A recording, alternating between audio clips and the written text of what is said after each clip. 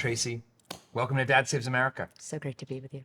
So I'm excited to have our conversation today because, we've had several psychologists on the show, and a big motivation behind what we're doing is exploring mental health and mindset and how to do our best as parents for our kids and for ourselves, because the mental health, I hate to use the word crisis, but the mental health challenges that we're facing and that our kids are facing in particular, they feel like they are in a different place than they were. Yeah. And how we grapple with them has changed. So I want to start with a question, which is, tell me about your background, how you studied.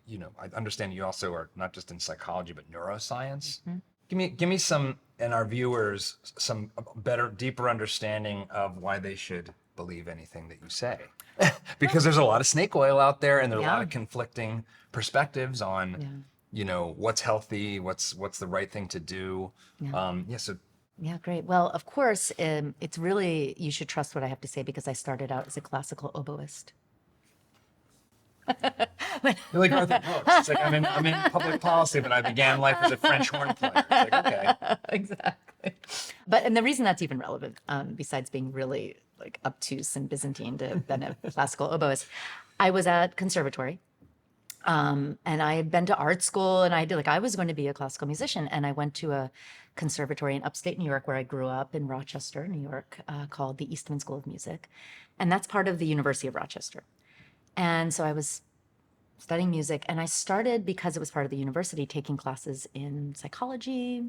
I took Sanskrit for a couple years. I just followed and that's another. Curious mind. I was a curious mind. And when I started doing psychology work, I started volunteering in a center called the Mount Hope Family Center. And it was one of the first places to actually study child maltreatment from a very rigorous scientific perspective, meaning how do you quantify maltreatment and then study risk and resilience? So when maltreatment? Child abuse. Okay. And I say maltreatment because it includes things like physical abuse, sexual abuse, neglect, so maltreatment side, sort of the umbrella term. Okay. And so my first job was to go into the basement of Child Protective Services and pull the charts of kids in our program, which was a therapeutic day program, and code the abuse they'd been through.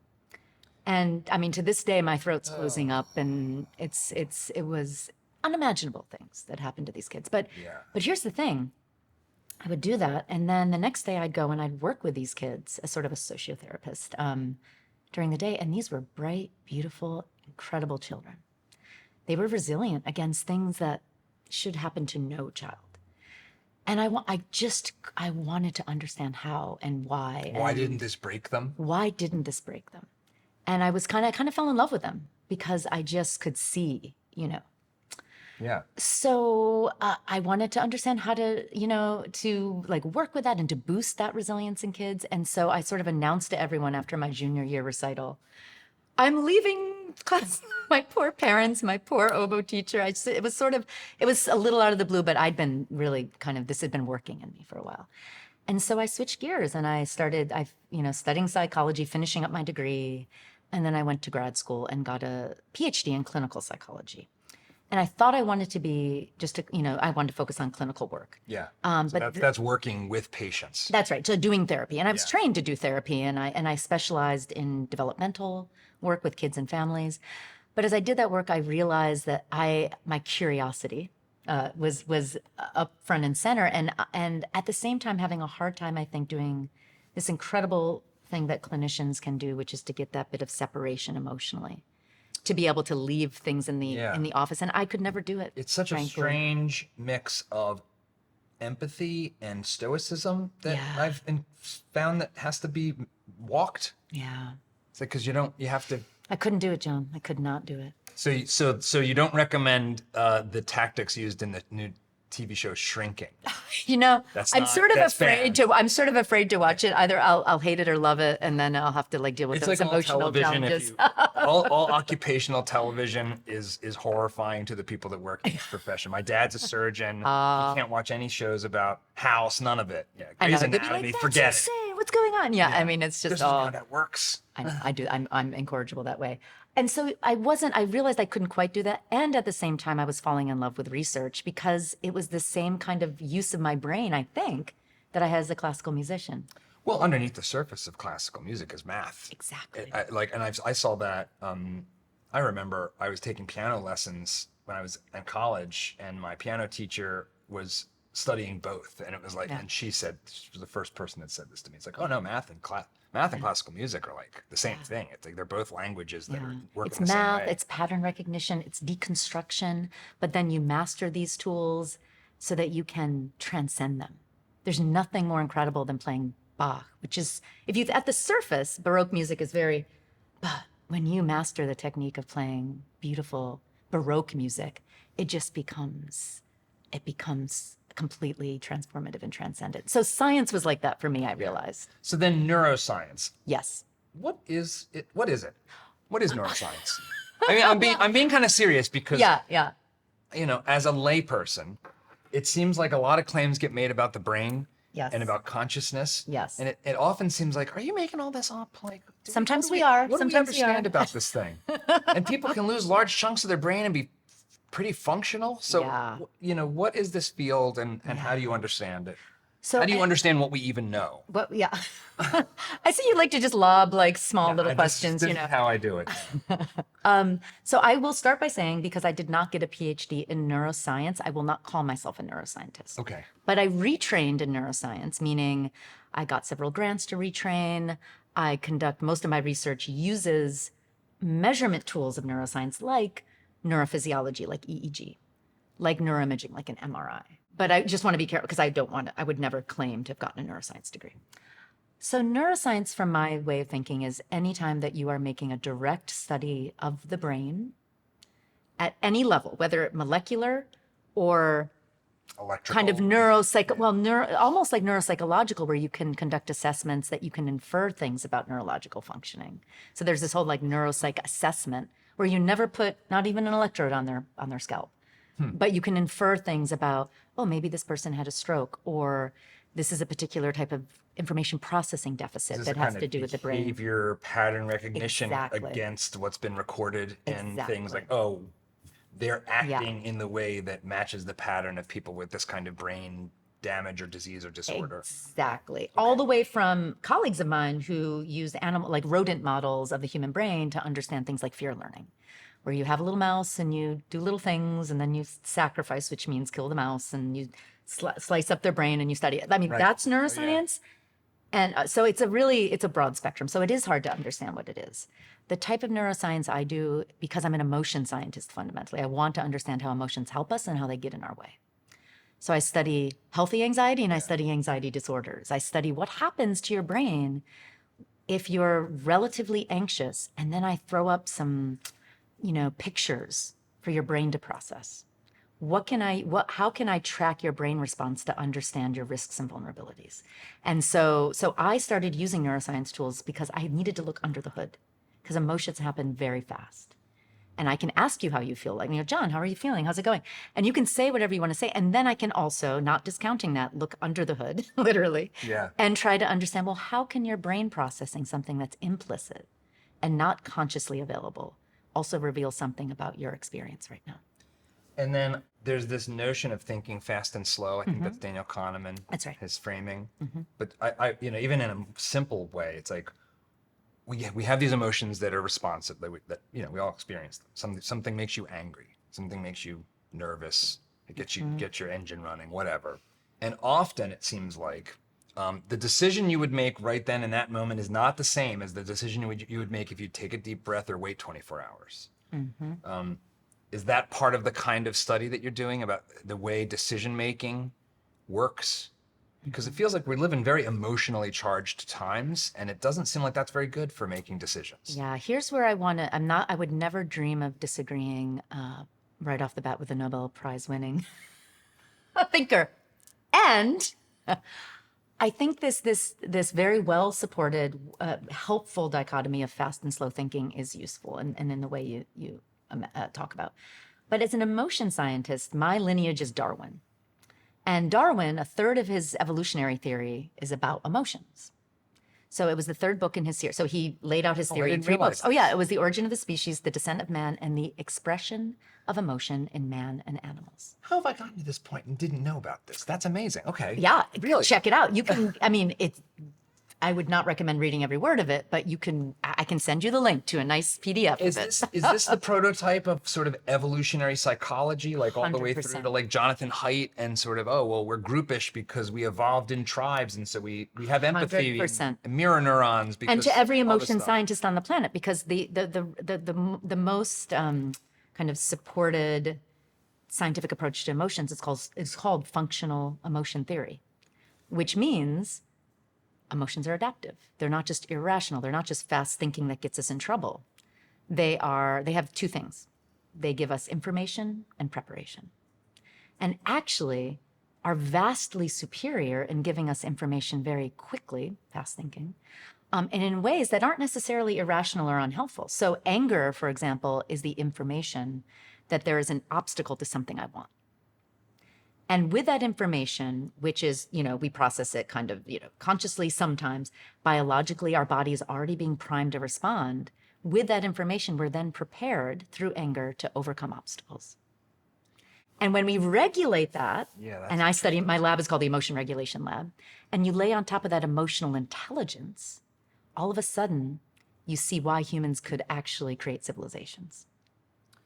Okay, I'm processing because that was a lot of it really Fast and slow thinking. No, so one thing that's popping out for me is, and maybe this was, Haidt's pop psychology approach, because he's such a great storyteller and stuff, is the elephant and the rider. Mm-hmm.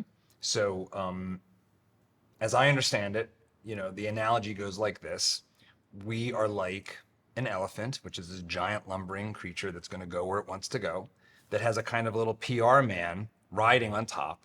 And so our emotions are a kind of cognition. They're a kind of form of thinking, form of, like the way you put it, like they're not just random, and they're not useless, and they're not just fast and stupid. They have cognition, they have information. And so they drive the elephant in certain directions, and then our sort of rational, let me measure things, let me take the notes, is a little bit of an ex post story that we tell about this lower, almost, our gut, so to speak. Yeah. Is that fair? It is. The thing that I think that's a fair way of thinking about it, but I think we are temporally limiting ourselves. We think of emotion as just this one little state that we have and then it goes away. But emotions are also trait-like individual differences. I mean, I tend to be a person who has low frustration tolerance, and that's something I deal with. I mean, I'm Italian American and half Irish, and it's like all the cards are stacked against me. Okay, we got that. So so your house is full of yelling and screaming like my house. Oh, we try. Yeah, it's true, but it's true. So, so we also have traits. We also have values and goals, and emotion is energy.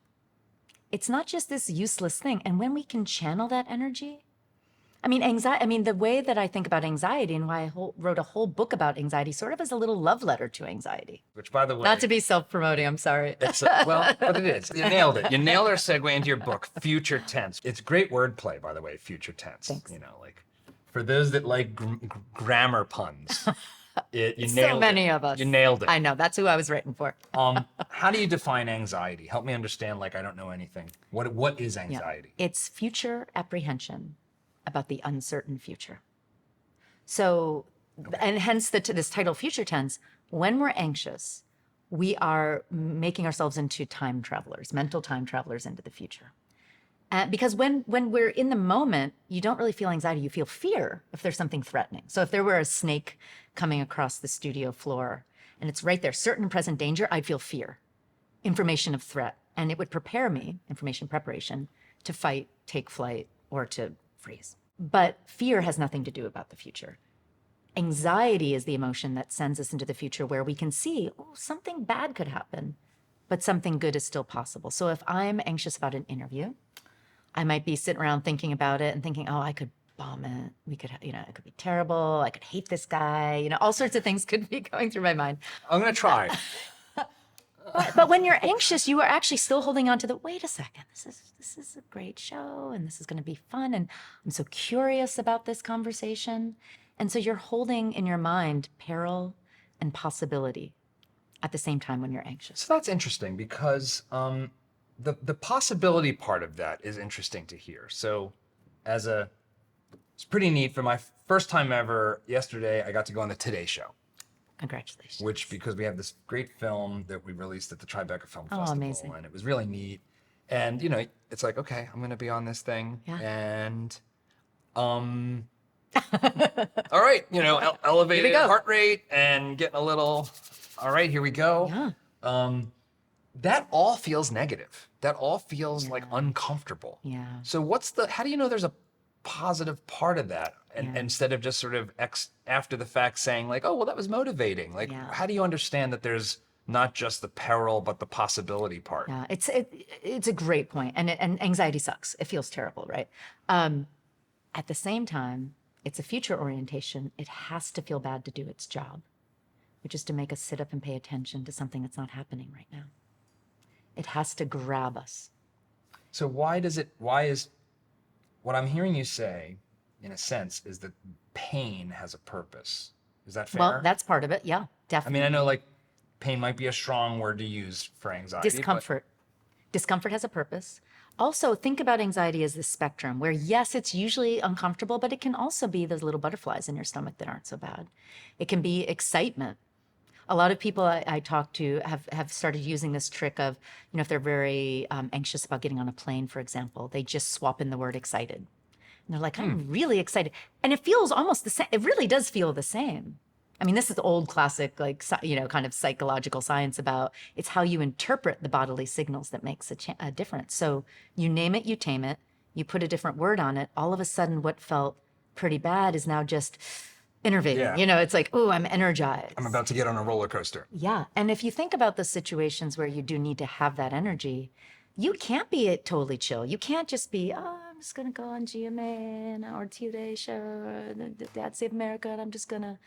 You have to actually be sharpened, be focused, have this extra little reserve of energy when you're anxious. And I'm not talking about, you know, kind of debilitated or panic attack, but when you're even moderately anxious, you actually have higher levels of oxytocin in your blood too, which makes you reach out and seek connection. Oh, that's interesting. So now, so what else is going on there? Because one thing that does seem to happen, just for me personally, is in doing the show and having this conversation, and anytime that there's focus, there's stakes, and the anxiety that comes with it, it does feel like it like sharpens the mind. And I'm not like, is there stuff happening chemically, neurologically Definitely that does that? Definitely your autonomic, you know, nervous system is activated. So that's why it feels a bit like fear, right? Because it definitely revs you up. So that's happening. But the things that are also happening are things we just don't realize or even think to study. And that's why I mention oxytocin, because you're narrowed, you're focused, but you're also sharp. You're also more likely to reach out and seek connection and support. You actually have higher levels of dopamine in your brain when you're anxious. So so dopamine's the pleasure. It is, right? but it's like sex, drugs, and rock and roll, but we fear it. We're like, oh, we're dopamine addicted. But it's actually our brains wouldn't be so reliant on it if it didn't do good stuff for it. And what it does is it's like this little shuttlecock between areas of our brain when we want to pursue a goal. And what that does, So it's a reward. It's a reward, but it also allows our brain regions to communicate efficiently with each other, working together. That's what neurotransmitters do. That's why I say shuttlecock. They're kind of like zooming around, helping the whole brain focus. And then oxytocin is the bonding. The social bonding hormone, yeah. And so it not only increases when we're bonding with someone, but it primes us to seek out that support. And of course, we evolved to survive and thrive in tribes. And so that is, again, it's almost as if anxiety contains within it these not only energy and focus, but solutions. Like, when you feel bad, the best thing to do is to reach out to your tribe, to reach out for that social support, you know, to step outside yourself. You have a story in the book about an astronaut. Tell me about that. Well, this is a perfect segue. Thank you for that segue, because I had the great honor of meeting Dr. Scott Parazynski, who became well-known, I want to say 7 or 8 years ago, for doing the longest EVA in history. So what's an EVA? The longest spacewalk in history. Oh, okay. And he was stationed on the International Space Station. And there was a crucial repair that he had to do on the solar panel that was powering the station. He was out there for 7 hours So that's the stuff of nightmares. That's the stuff of nightmares, connected by like a robotic arm. I'm getting anxious just thinking. There you about go, right? Being in the black void for 7 hours. That's right, with nothing but a suit between him and the vacuum of space, right? Instant death. So I'm speaking with him. We're having a great conversation, and I was like, Scott, I just have to ask you, how did you do it? What was your secret? It was anxiety, and his ability to harness it. So it was when he was getting ready to do this crucial. I mean, the whole, like the well-being of the entire space station was on his shoulders. As he prepared to do that, it was anxiety that got him laser focused, that pumped adrenaline through his blood so he could like bring it, that helped him endure for 7 hours during those nail biting where he had to use surgical precision to do this repair on the solar panel. And it was anxiety that allowed him to do all the what if simulations in his mind, because worry is just our attempt to control the future. So we're running all these what if simulations. So he's thinking, well, this might not work. I need a plan B and C and D. And it also helped him connect to his crew that was with him every step of the way, that he had really bonded with during their rigorous, really challenging astronaut training. So anxiety was the secret sauce. And so at 7 hours of that kind of intensity, isn't there also stress that's going on? And how should I think? And I've asked this question of others. A good friend of mine is a clinical psychologist in Long Island, Dr. Camilo Ortiz, I've asked this of him. How should I think about stress related to anxiety? Because 7 hours in the black void of space trying to fix technical equipment so that you don't all die, that seems like a stressful situation. Yeah. So, I mean, stress is, elevated stress for 7 hours is not going to do us any harm. Actually, thank God we have that stress, because that is what actually allows us to marshal, to actually have our heart pumping and blood and oxygen to our brain so we can focus. It gives us that adrenaline burst. It does those things. Stress becomes dangerous when it's chronic for months and years and elevated, and we have no flexibility. It becomes what's termed this allostatic load that can really do its wear and tear on the body and mind. Now, but stress is not an emotion. It's a calculation. explain that. What does that mean? So stress is the calculation of given, it's a perception. Here are the demands of the situation, of the environment, matched with here are my resources to cope with that. And when that equation is out of balance, we feel that painful stress. If, for Scott, because he was so well trained, I'm sure it was stressful for him, don't get me wrong. But for Scott, I think what happened is he knew what to do. He knew he had his team behind him, which he said was actually the biggest ace in the hole, because he trusted them completely. He was kind of like, I'm not even sure I was feeling that much anxiety because I was so sure of the team. I channeled all that energy into focus. But stress is this idea that what is demanded of me, I just can't meet that. I can't meet those demands. And then you feel stress. Now, under that umbrella, is the experience of the gap between what needs to be done and what you feel like you have to do. Right, and the degree of that gap. That's right. And the balance or imbalance of that. Underneath that umbrella, you can have all the emotions. You can have joy. You can be stressed about your upcoming wedding planning, right? You can have anger. You can have anxiety. You can experience all these emotions. But stress is not an emotion. It's this process. That's why I say it's more like an algorithm. Oh, is that true? Yeah. Now as an emotion scientist, I can tell you that's true. So here's what I mean by that question is. Does it matter? Maybe is your question. We have these things, these experiences, and we tell a story that's like an analogy to try to understand the experience. So you're just describing this gap here. Yeah. But is there something below the surface of these analogies that helps us let us know that analogy is not off the mark? Do you know what I'm asking? Well, do you understand? I think I do. Does that make sense? No, I appreciate that very much, because a lot of scientific talk that's just trying to make sense leaves behind all of the underlying data. You get all these science, analogies for things, and then it's like, well, is that actually really every analogy brings baggage with it that maybe isn't useful for understanding what's really going on.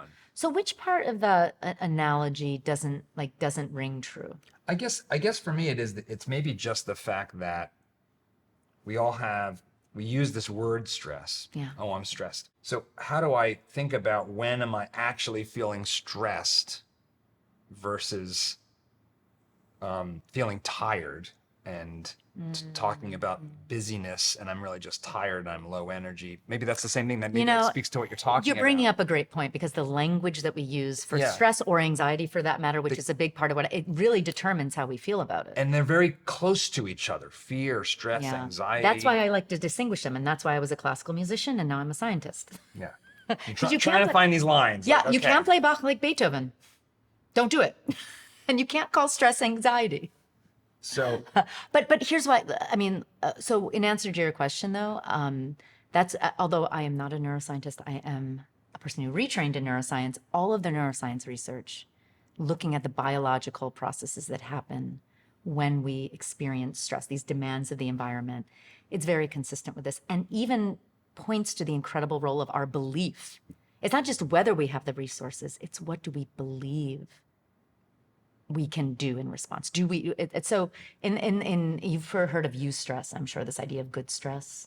EU, like the Greek. I haven't heard this. It's interesting. I've heard the use of that EU to look it up, because it's plus up there's a things. lot of great research around this, about how our perceptions about our own agency and controllability. Actually, controllability is one of the most important determinants of whether you feel stress. Those subjective experiences combined with, the really difficult stuff that can happen in life, that's what ends up equaling this kind of equation of stress, so to speak. But again, it's not an emotion, and I will definitely 100% guarantee you it's not an emotion. Okay. So I understand that in the book, you say that we don't have a crisis of anxiety. What we have is a crisis, so to speak, of how we cope with anxiety. So what do you mean by that? The main thing I mean is that we need to distinguish the emotion of anxiety from an anxiety disorder.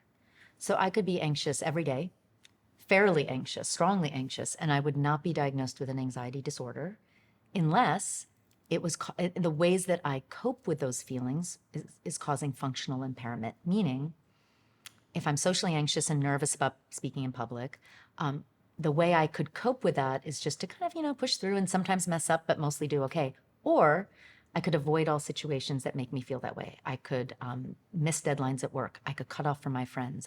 So these avoidant ways, and avoidance is the big thing, these avoidant ways of coping with these difficult feelings, that's what will actually lead to a diagnosis of anxiety disorder. And then what you're taught in therapy is to stop avoiding and start to engage and build new skills with how you cope with those feelings. That's what I mean by that. So this connects a lot for me to what's going on with our kids. My son's 18, and so he's part of Gen Z, he's a Zoomer. And I saw this firsthand, and not so much in him. He's a pretty well-adjusted kid, I think. I mean, who the hell knows? Who the hell knows? We'll find out They're later. They're going to surprise you. They're going to surprise you. I'll get the at some point. receipt on the bill at some point in the future, but for now, it seems like it won't be too expensive. I'm sure it's But a lot of his peers have suffered from anxiety and had and various diagnoses of things, but you could see it in their behavior even. So social anxiety, a general sense of anxiety. Yeah. And then we see these markers that suggest this is not just, kids these days, with, the extreme version of this being the suicide rate among young people. Yeah. So what's going on there in your opinion? Why are we seeing this transformation? Is it all social media? Is it other stuff? What's your take on what's happening with our kids right now? It's a tough world right now. And anxiety is the distress of the moment, because anxiety is about uncertainty, as I was sort of talking about before. And these are uncertain times. And the first time we used this term, the age of anxiety, that was post-World War II. It was the poem by W.H. Auden that was our whole world has been everything, nothing is the same anymore. Well, this is to lean into that for a second. When I think about it's really uncertain times, it's is it really more uncertain times than the middle of global war? Yeah. Because I think the numbers on the kids now are like, I think like suicide rates actually went down during the Yeah, war. but Like, that's conflated with so many things, like Yeah. the willingness to talk about mental health. And now there's a great willingness, almost too much willingness, perhaps. But and that's another part of the Yeah. conversation. Perhaps I think there's that. I think we didn't have the disease model of mental health has been helpful. I think it ceased to be helpful. We can talk about that too. But and I think that.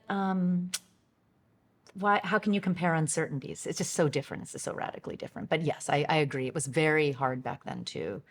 But now we have rapidly changing technology.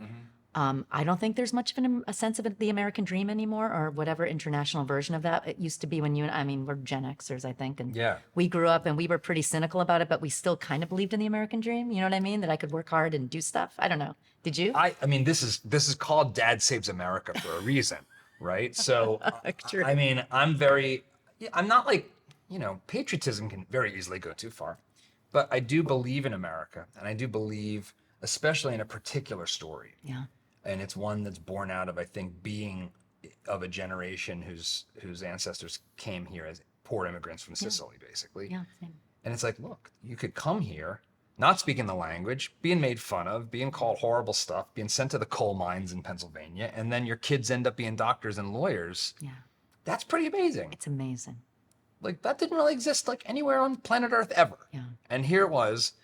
And so that was a story that was unifying, that felt like it could push back against these feelings or channel them in a positive way. Yeah. And I agree with you. I think that's been eroded. It's like the least. actively being smashed on a daily basis. On a daily basis. And combined with that, it's people don't really feel patriotic, and like Gen Z doesn't feel patriotic. Wall Street Journal just did this poll, like across the board, the patriotism was like it just was a cratering from. And families are not as connected. I mean, I grew up in an Italian American, there was a sense of these are my people, they have my back, I have this community, and families are fractured.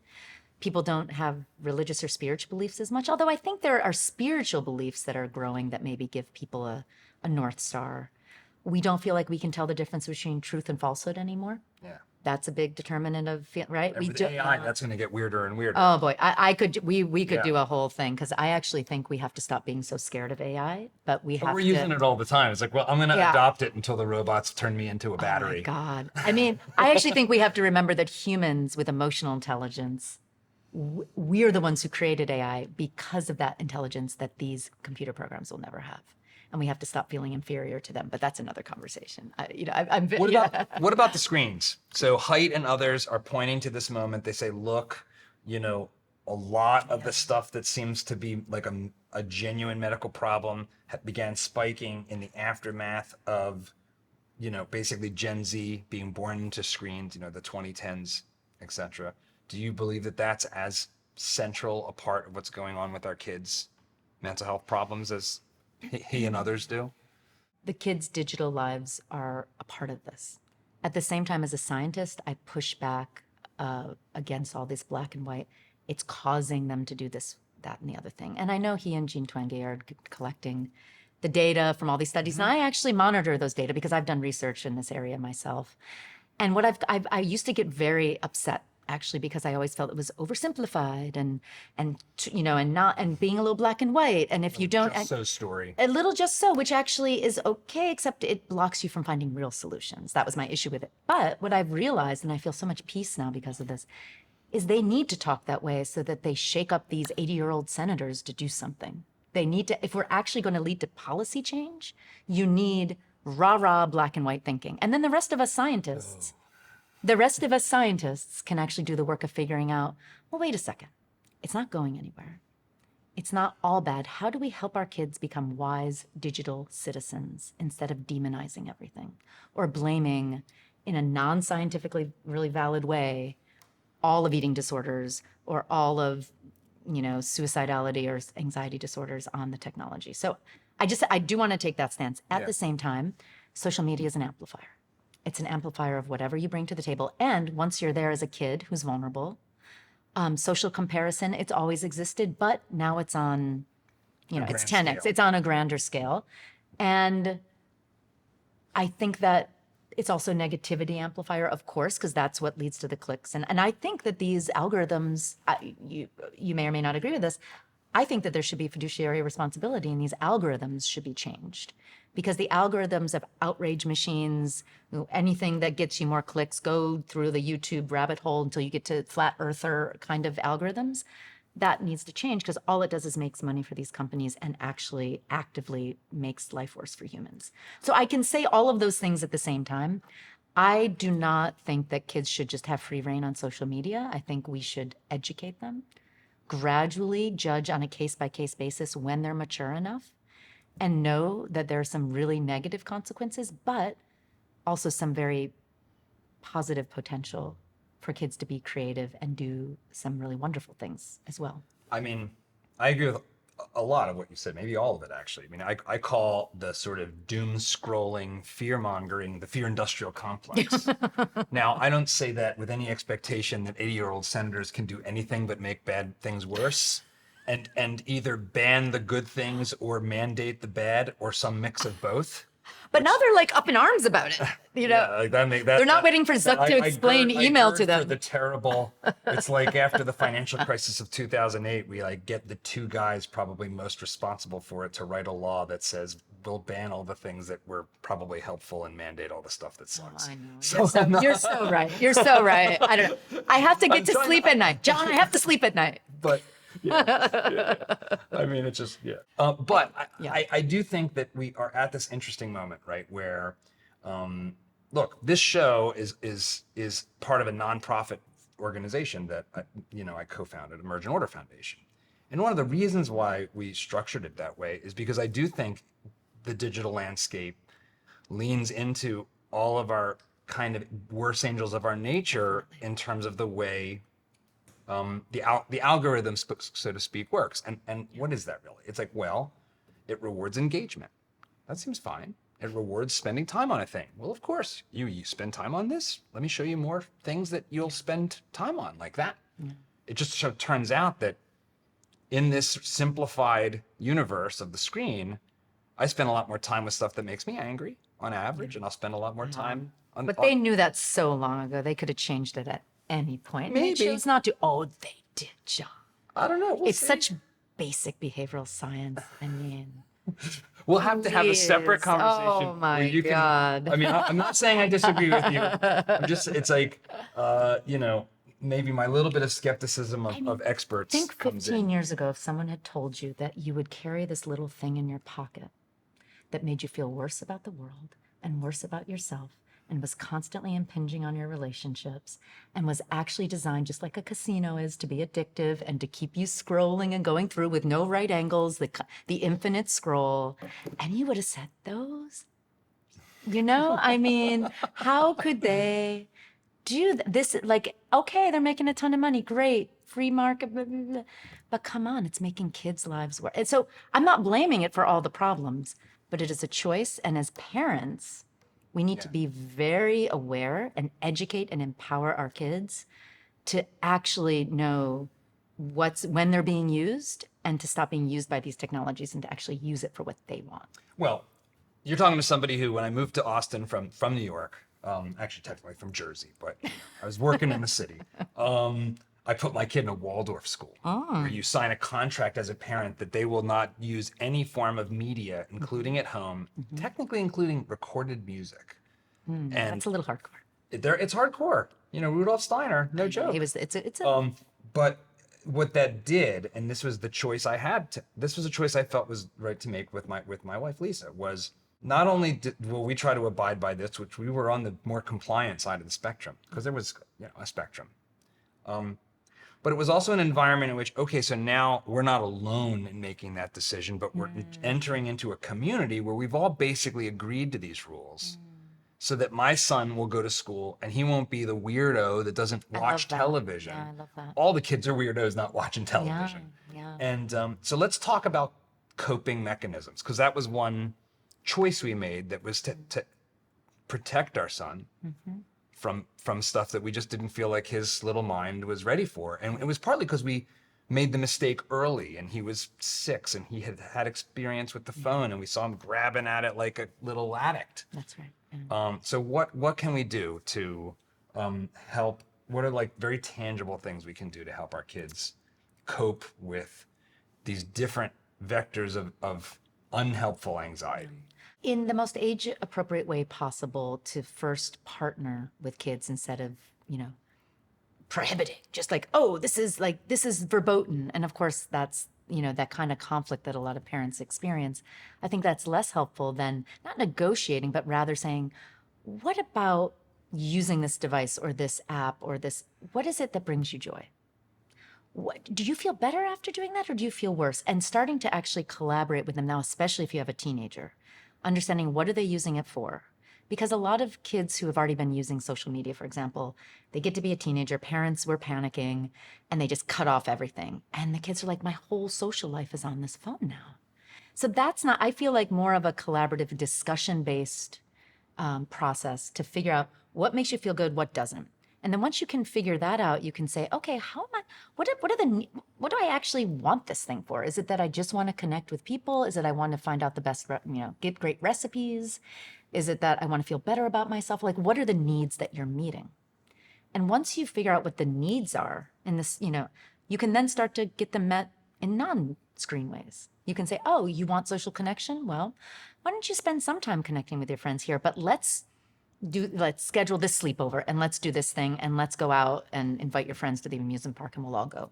So you can actually start to anchor these, how we use screens in the context of what we care about. What's a purpose in life? What gives us a sense of meaning? And I think that's where you can actually start to get more flexible, figure out what works and what doesn't. Not that you're not going to fall down the rabbit hole sometimes, but it gets us much further, I think, with our kids. What is arcade therapeutics? Oh, nice. I didn't think you were going to go there, John. I'm a gamer, so I'm like, arcade therapeutics. Can't wait. This sounds good. Is this does this involve Mario Brothers? Because I'm in. Maybe one day, not yet. So I co-founded this company, Arcade Therapeutics, just a few years ago, a little before the pandemic. And our mission is to use cutting edge science to create game-based interventions that can help reduce mental health problems. So what we do is we take these techniques that I've actually been studying as a scientist for 10 and 15 years, techniques that are called attention bias modification. It's a terrible name. It's like, let's just pretend you didn't even know that term. But it's essentially a technique that helps us shift our mindset. It shifts subconscious biases in how we pay attention, what we think about the world. So unlike cognitive behavioral therapy, which is a great therapy, but that deals with the conscious, right? It's like, here's your, irrational thoughts. Let's restructure them. Let's change behaviors. Yeah. This technique really deals with our habits of paying attention to information in the world. So when you're anxious, for example, you pay too much attention to threat. Like when you really get anxious, you're giving a public speech, there are 100 people in front of you. If you have a threat bias, this bias with anxiety, you're seeing that one guy in the back that's falling asleep. Or who's like, frowning, and you're ignoring that there are 99 people in the audience who are fascinated by what you say. And when you have this habit of filtering in negative information at the expense of positive, I mean, what's that but a mindset, right? It's this way you perceive the world. You tend to have higher anxiety levels, fight flights on a hair trigger. So what we do through these games is we embed this technique for retraining your attention into the game, so you can actually access it on a mobile device. It's their fun little casual games, kind of like, like a casual games, like that whole family of games, like Candy Crush or Cookie Clicker or whatever, whatever. Tetris. Tetris.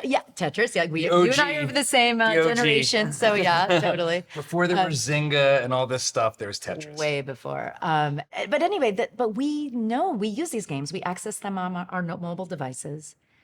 We use them quickly. So we've actually created an intervention that can fit in the constraints of a game.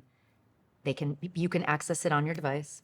It's destigmatizing because anything on that phone, anything we're playing, all of a sudden we're like, yeah, we're building a skill. We're having fun. And then we do clinical validation on them. We run randomized clinical trials on these games. And we have been developing and iterating on a game for social anxiety disorder in particular. We just finished a pilot study with 100 people showing that we can reduce clinical levels of social anxiety disorder if you play 12 minutes a day, 4 days a week for a month.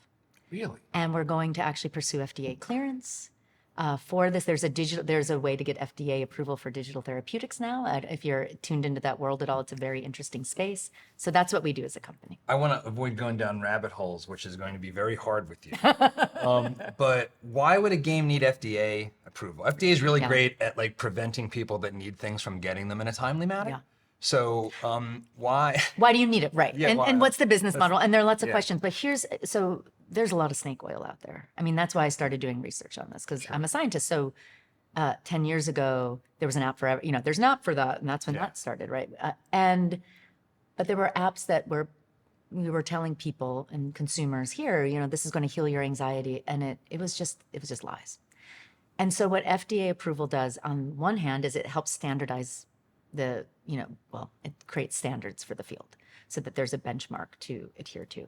Second of all, it's a business model in the sense that you get to actually get reimbursement from insurance like you would a pharmaceutical. Third, in this very noisy space right now, this is a very interesting opportunity because now we can be embedded in the healthcare system, so that it's part of standard care, practice of care. For me, the most important reason though is that if you are a parent, like I am, I have an 11 and a 14-year-old, and you have a kid who struggles with anxiety, what's your option? You go to the primary care physician, right? And what are their options? They can prescribe your kid a med, or you get put on a long waiting list to see a psychologist, right? If you're lucky to even have access to good psychological resources where you live. And of course, telehealth has helped reduce that. Yeah. But what we're envisioning and are really testing out with some of our partners is, what if you can offer a kid, an adult, a therapeutic game to play, both as a standalone, but really importantly, as an interim treatment or as a synergistic treatment that helps boost the effectiveness of standard care. That's what we're going for. So we really want to fill this healthcare gap and destigmatize and help people understand they're not broken if they struggle with anxiety, if they struggle with depression. It's a skill, it's a set of skills that we can all build. Therapy is a great place to do that, and there are other techniques. So that's really what we're trying to change, how mental health care is done. Well, and you can deliver it at scale, right? Because if these games 100%. don't actually work, technically every single person, it's non-contentious. Every person could use it. Yeah, and there's no shrink required. Yeah. And we know there's a healthcare provider drought right now, a serious one. I mean, you cannot get to a mental health professional now without waiting months and months and months. And for us parents, is that true nationwide or just here in New York City where Nationwide. everybody's lost their mind? Nationwide. And yes, well, yeah. Now I'm going to defend myself as a New Yorker. No, I can't help it. I got it. No, I got Jersey it. comes out when I'm in this area. I was wondering. I felt that vibe. But no, it really is nationwide. It's worldwide. And there's just too much demand. And, I think that's both, as you hesitated to say, mental health crisis. I think it is real. I think it's also a problem of communication sometimes, where we as parents don't feel empowered to sort of understand the difference between normal, healthy struggles that we need to support our kids through and what's an emergency. I think we're always talking about mental health and emotional distress like there's a house on fire. To come back to the thread you were on about, the kind of breakdown of the national story, the story of optimism, the story of opportunity, the American dream. Yeah. What's going on there? Is it a postmodern cultural environment we're in now that's doing this? I mean, our kids get bombarded by a lot of negative stuff. They get hit real hard about climate, and there's a lot of anxiety about climate. They can't do anything about that. They get these political messages and they can't escape them. Like, how should I navigate? How should I think about the role that that's having on their mental health? I think in the absence of these grand stories, something has to take their place, because that's what humans are. We're storytellers. We are meaning creators. And so I think what a lot of kids are experiencing now is, and this is where social media, I think this is actually the biggest problematic role of social media, is kids have learned this level of hyper consumerism that actually kind of deadens you inside. And what I mean by that is, when you're on social media, not only are you constantly consuming in this very the most superficial way, right? And where the metrics are likes and follows, but you are offering yourself up as a product to be consumed. And again, the standards, how you are shaping yourself as a developing little self, is based on how many likes and views, and which are the worst metrics in the world. And I think kids have less time to actually understand what is it, not just what their passion is, because passion's great, but it's like chasing happiness. That always makes happiness like plummet, right? It's like the faster we run for happiness and to avoid pain, like the more miserable we become, and we have no space for delight to happen. Can you dig into that for a little bit? Yeah. I've spoken to people about this specifically who've done work on it. But yeah, when you say that, that's an important insight that I don't want to gloss over. Why is the chase for happiness not is like a race to nowhere? Because as soon as you don't, if you're setting happiness by a goal of getting something, getting things are ephemeral. I mean, this isn't just science. This is like philosophy and religion and spirituality for the past, like the history of humankind. Human wisdom. So let me boil that down for you, if I may. Let's do it. Actually, when I went to the University of Rochester, there was this. There was a lot of work coming out of there on sort of this theory, these theories about meaning making in life. And there's this idea. It's called eudaimonism, Yeah. which you might know, in contrast to hedonism, where really the thing that This makes is like eudaimonic happiness. Is this Exactly. Aristotle? Is this Aristotle? I think it was Aristotle. Okay. Yeah. And the thing here is that you're not basing happiness or self on something that you can achieve, but then is eventually going to go away. You're basing it on these more enduring, purpose, meaning anchored kinds of things. So, and they do research on this all the time, where they ask people, even in daily diary studies, how much time did you spend today, being generous to someone, or thinking about goals that really mattered to you, or it's just kind of anchoring yourself in purpose, not even a grand one, just something that gives you meaning in life outside your little self. And then you ask people, well, how much time did you devote to hedonism? Amplifying pleasure and avoiding pain, whether that's like going to a party or doing drugs or sex or whatever it is. And you ask people, and what some of this research finds is hedonism, it sometimes predicts like less happiness, but often doesn't predict anything. You're just doing it. It's certainly not bringing you happiness, but maybe it's not making you miserable. Who knows? Ephemeral at best. Ephemeral at best. But every time you are spending more time focusing not on what I need to feel good, but rather, why am I on this planet? Or what's something that's really meaningful to me to do today? Joy skyrockets.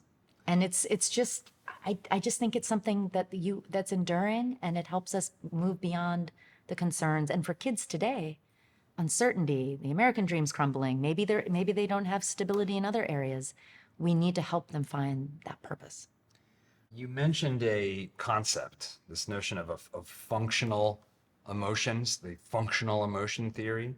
And I understand that you've got, I think maybe you said that it was an appraisal and action readiness, or that yes. there's these two concepts. So break this down for me, because, we've got these goals for fulfillment, eudaimonic or otherwise. We want to live a meaningful life. We want our kids to have some kind of success. Yes. Whatever that means. Whatever that means. To have family, live a long life, be healthy. Yeah. But where does this functional theory of emotion fit into that path for us? And what are these tools? How do you understand this? I think the first thing that comes to mind as you ask that question and connecting it with success is that the only way we can help and support our kids in feeling good, in finding success, finding their meaning, is to help them feel bad, is to help them feel the bad emotions, is to help them endure them, is to help them know that actually these are these emotions that you're feeling now are not things to be destroyed, but are the training ground for you to learn to persist in the face of adversity, to cope, because life is going to throw you things. So I feel that with functional emotions, this idea that no emotion is bad, that we need the emotions, that we parents can then take a stance of, I need to actually prepare my kids for these feelings, not protect them from it. This is a big theme here. We did this film with Lenore Skenazy, the world's worst mom, about letting her kid take the subway when he was 9, like Izzy, and being called the world's worst mom on the media for doing that. Yeah. We're here in New York City. I think in some ways this might be the capital of snowplow parenting, which is to say not merely being a helicopter, but also having like a forward advanced troop to like make sure there's no obstacles to getting into Columbia. You're in kindergarten, and how am I thinking? How are you going to get into Harvard when you're like picking your nose and finger painting? In Canada, they call it curling parents, which is so fantastic. If you know curling, that's right. Yeah, because they're sweeping and right. So what you're saying is like the opposite. So why is that important? Scientifically. Scientifically, there is a concept called anti-fragility, which I'm sure you've heard of. Yep. That's one good place to start. There's so many, there's so many reasons, but that's one. So anti-fragility, as you know, is this idea that not only can we be resilient and bounce back from adversity, but when we're anti-fragile, we actually grow stronger because of it. So it's this Nassim Nicholas Taleb idea that he was, he's like economics and business, but really humans are anti-fragile on so many levels. So the immune system is anti-fragile because if you don't throw germs and bacteria at it, it will never learn to mount an immune response. We'll be the boy in the plastic bubble, which you and I know from our generation. And for those that watch Seinfeld, Google Bubble Boy. It's great. It's a great episode. It's a good episode.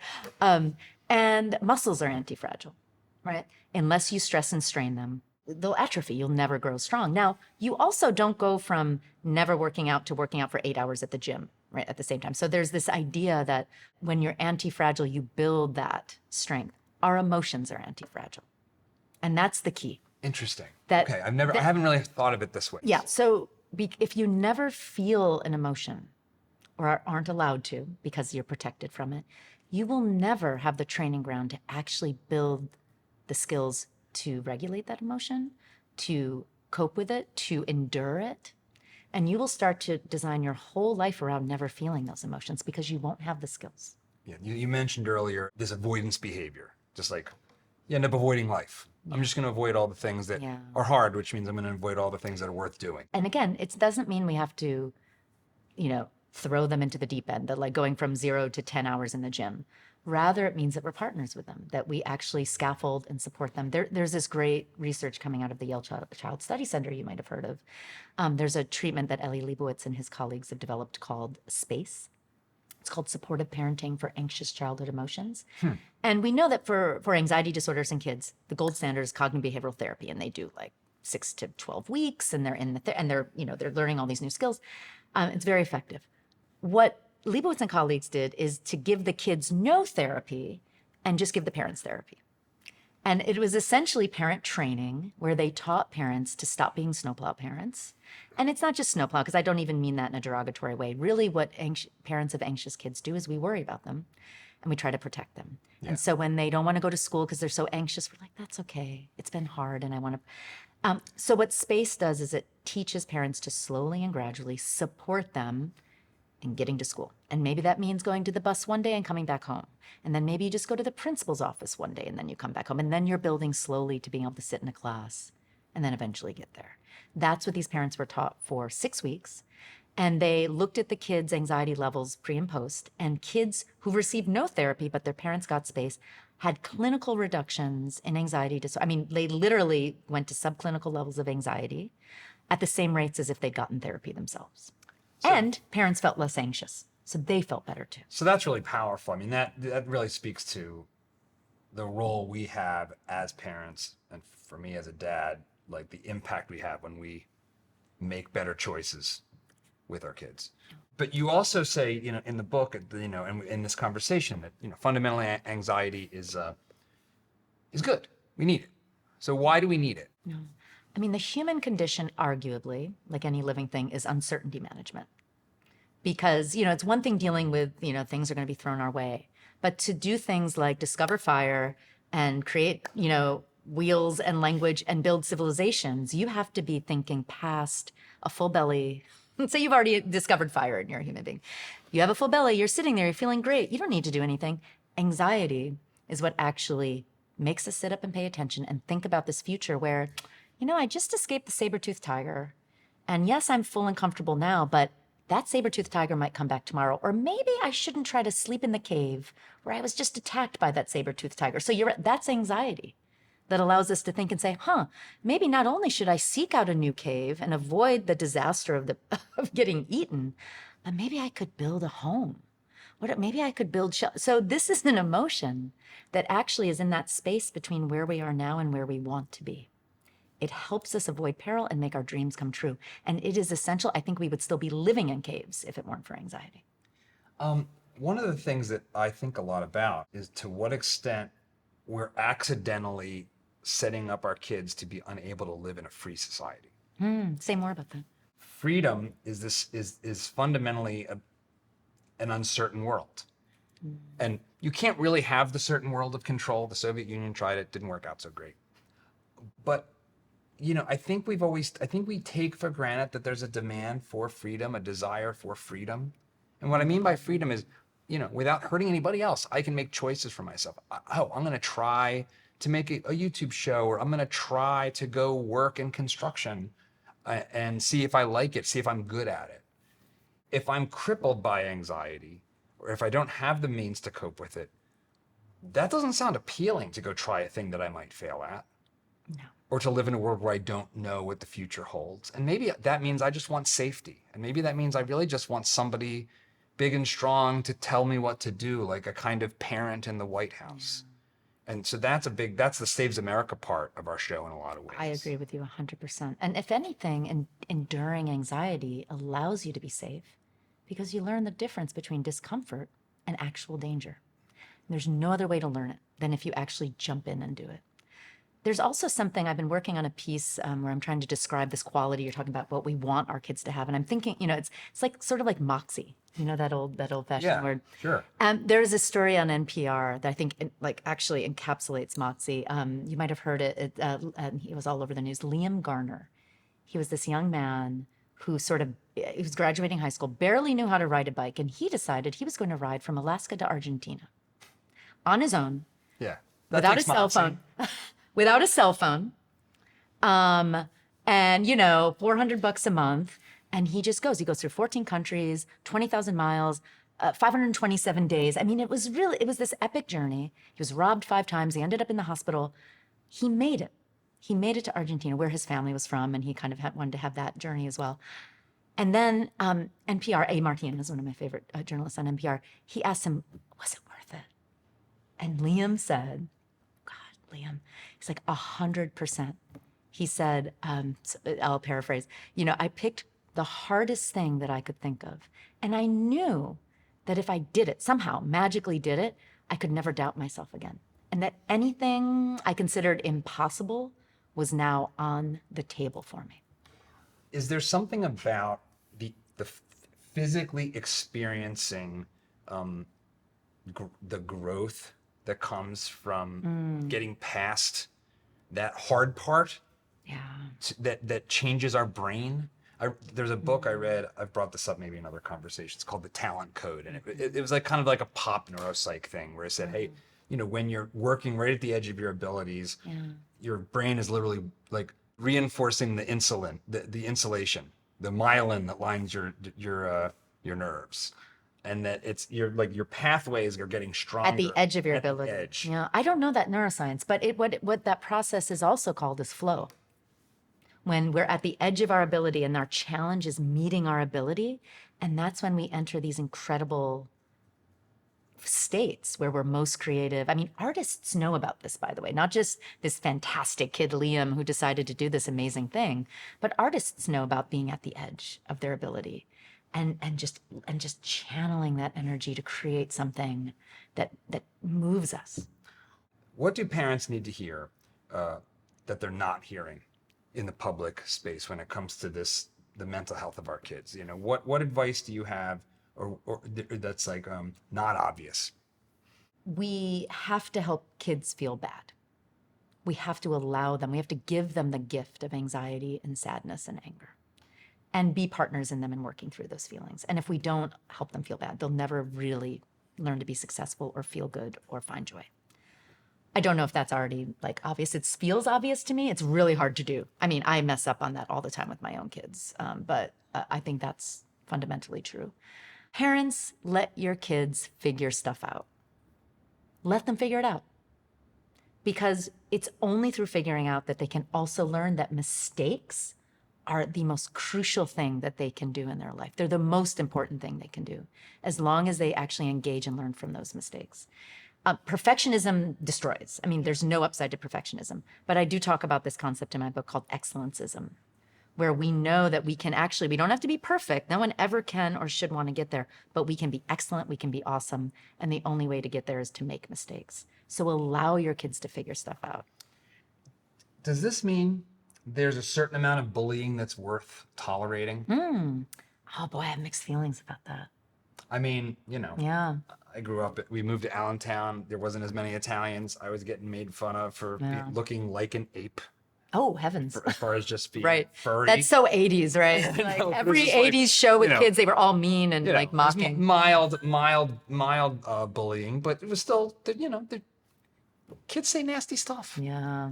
And I think, the kind of anti-bullying thing, I think, I mean, how do you think about that? This is a big part of being a parent, especially with younger kids. We confront this thing in schools about bullying. So much is specific to the situation.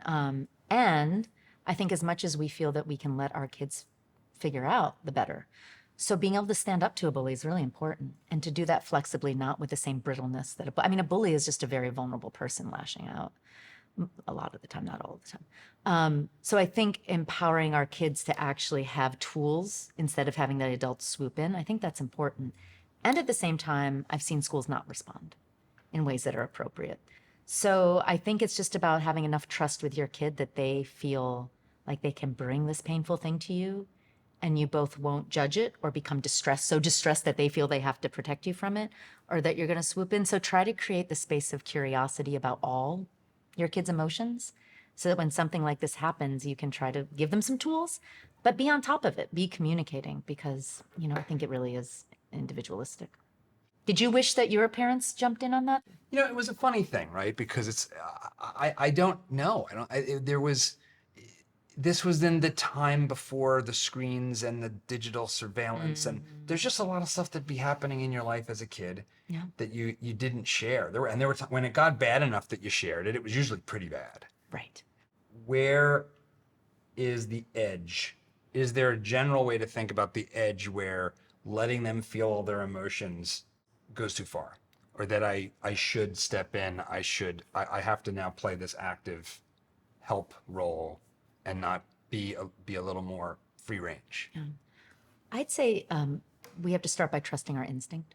And I think we've forgotten a little bit about how to do that as parents because of, maybe I'll call it the parenting industrial complex, with all the advice out there, right? So we feel like we're never perfect enough, and we just, Our guts seem to be scrambled. They are a little scrambled, but try.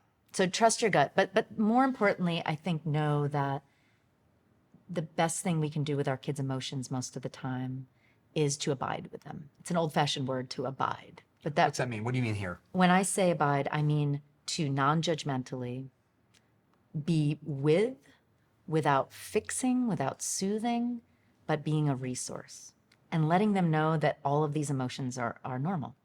Even if you're worried that it is going too far, but to really don't make them feel that they have to protect us from their scary feelings. How is it that Mr. Rogers said it? Who Mr. Rogers is? He said, anything that's human you can speak about, and anything you can speak about you can handle. And so I think that sort of approach is important with our kids. If you're worried, though, there's going to be wait lists for a psychologist. Go, get information, get good referrals. Mm-hmm. Don't worry, get on that list. Go see someone. It's not going to harm, most of the time. But I would say what you'll see with kids when you abide with their feelings and ride those waves and allow them to figure out some things and support them is that emotions are usually not forever. And they will come and they will go, and they will learn a lot of skills from being able to ride those waves.